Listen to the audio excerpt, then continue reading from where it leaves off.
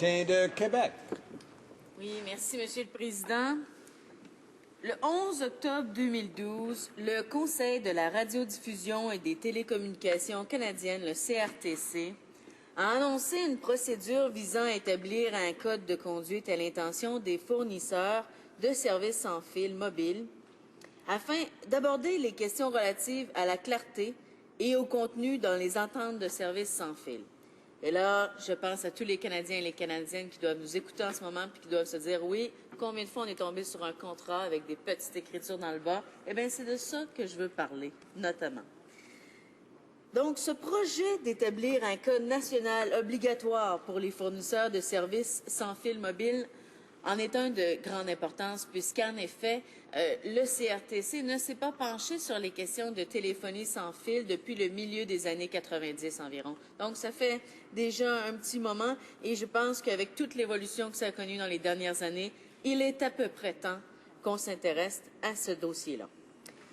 Le Commissariat fédéral aux plaintes relatives aux services de télécommunications a d'ailleurs traité 10 678 plaintes en 2011-2012, une augmentation, attention, de 35 mais il n'a émis que 55 recommandations et 11 décisions.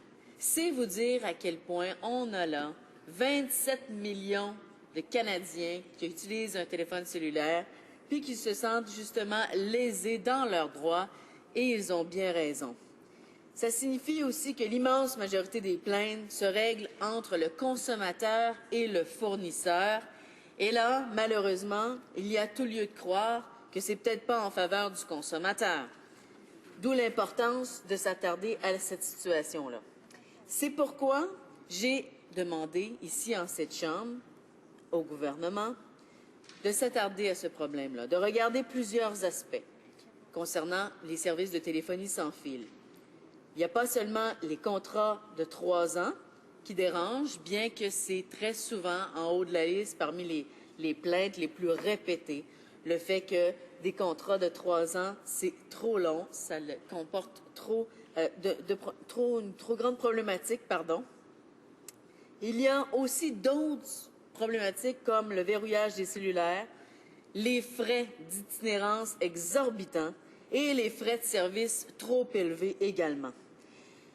Il y a le président du CRTC qui a admis lui-même que le marché était en ce moment dysfonctionnel et qu'il fallait remédier à cela. Donc, je ne suis pas le seul à le demander. J'ai le CRTC qui se dit, oui, il faut avancer dans ce sens-là. L'inaction des conservateurs fait en sorte qu'au Canada, nous payons les services de téléphonie de 2 à 4 fois plus cher qu'en Europe et qu'en Asie. Nous avons les tarifs les plus élevés de l'OCDE. Et ça, c'est pas peu dire. Donc, il faut absolument protéger les Canadiens à ce niveau-là. Des représentants de groupes de défense de consommateurs ont exhorté le CRTC à abolir les contrats de 3 ans pour les plafonner à 2 ans, par exemple. Ils exigent également que cette modification soit appliquée à tous les types de contrats en vigueur et pas seulement qu'aux nouveaux abonnés. Il y a aussi le Bureau fédéral de la concurrence qui a déjà indiqué de son côté qu'il appuie les mesures visant également à limiter la durée des contrats. Toutefois, pour l'instant, le CRTC n'a pas retenu en fait la demande d'abandonner les contrats de 3 ans et le régulateur fédéral s'est plutôt attardé sur des questions telles que les frais de résiliation anticipés permettant aux consommateurs d'annuler le service à tout moment. Outre la durée des contrats, plusieurs Canadiens se sont exprimés lors de discussions préparatoires. Ils se sont inquiétés du verrouillage des appareils cellulaires et des frais d'itinérance qui feront aussi partie des points litigieux abordés lors des audiences. Alors, j'aimerais justement demander à ce gouvernement-là d'agir à ce propos-là. Merci. Honourable Parliamentary Secretary to the Minister of Industry. Merci, Monsieur le Président.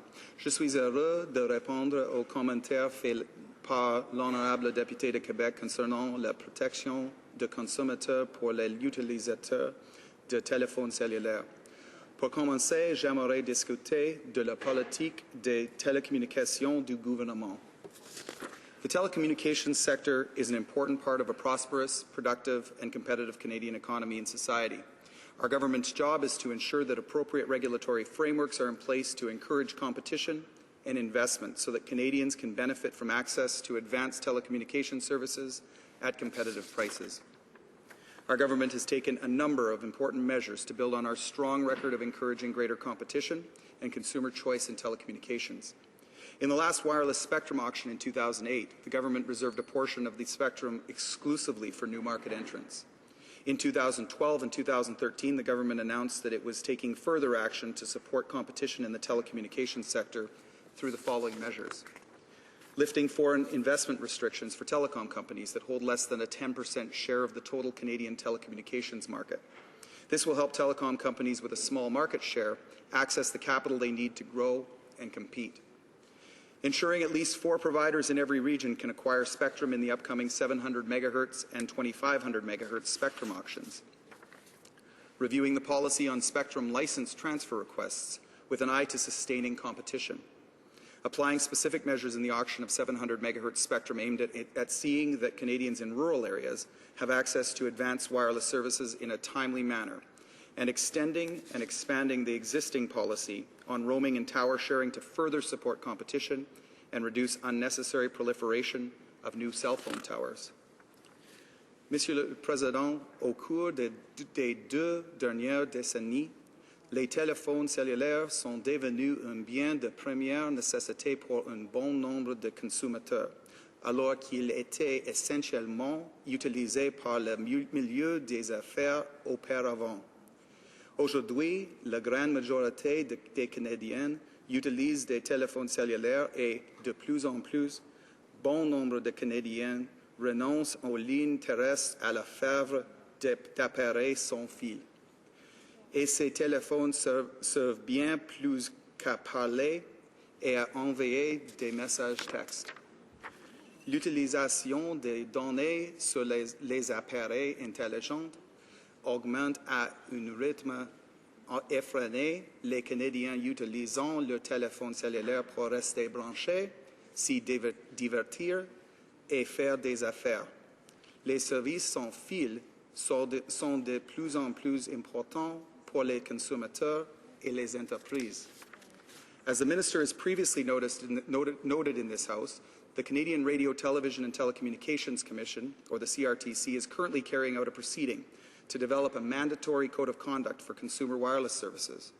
This government recognizes the importance of both competition and strong investment in digital infrastructure, and the measures we are taking will ensure that Canadians enjoy the benefits of choice and access to advanced services in the telecommunications marketplace. Alors, la députée de Québec.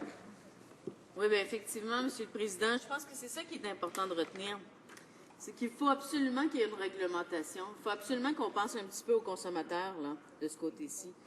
C'est ce que nous faisons. Et en fait, il faut rappeler qu'au Canada, nous payons les services de téléphonie de 2 à 4 fois plus cher qu'en Europe et qu'en Asie. Ça, c'est excessivement élevé et ça prend une réglementation. D'ailleurs, je vais citer le Bureau de la concurrence parce que nous aussi, de ce côté-ci de la Chambre, on n'est pas contre le fait qu'il y ait un peu plus de concurrence, mais avec un bénéfice réel pour les consommateurs. Alors, le Bureau de la concurrence dit, premièrement, certaines pratiques de l'industrie ont eu tendance à imposer des coûts aux consommateurs qui désirent se prévaloir de solutions de rechange concurrentielles. Deuxièmement, les consommateurs ne reçoivent pas toujours des renseignements suffisants d'une manière suffisamment claire pour prendre les décisions d'achat éclairées. Et ces caractéristiques peuvent priver les consommateurs, les concurrents et l'économie canadienne tout entière des effets bénéfiques de la concurrence dans cette industrie, à savoir des prix moins élevés, un service de meilleure qualité et une plus grande innovation.